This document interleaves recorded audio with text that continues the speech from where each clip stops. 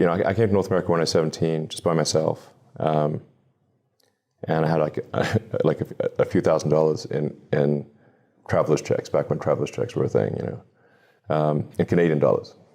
I landed in Montreal. I have some family in Canada, and my mom's uncle lived in Montreal, but we didn't even know his phone number, so I landed in Montreal, and my mom says, I just got a letter back from my uncle, and he's in Minnesota or something. So I'm like, oh, okay, I don't know what to do now.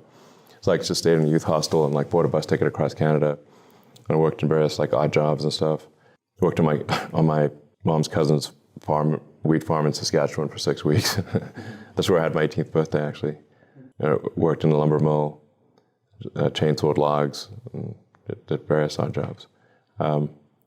And then went to college in Canada for a couple of years. I paid my own way through college, by the way. But in Canada, it's easier because the college is more subsidized, and I was a Canadian citizen through my mom.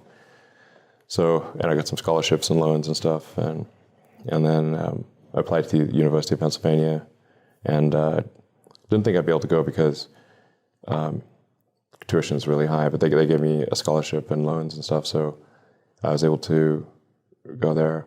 I graduated with about $100,000 in student debt, and I was going to do grad studies at Stanford, and decided to put that on hold to try starting an internet company. I tried to get a job at Netscape, but they didn't. I'd sent my resume and didn't get any response.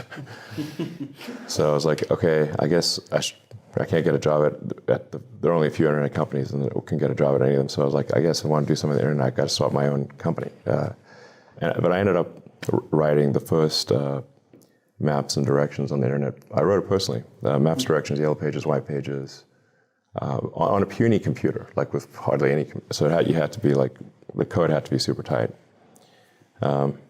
I even have some patents on maps and directions and yellow pages and white pages and stuff from ages ago.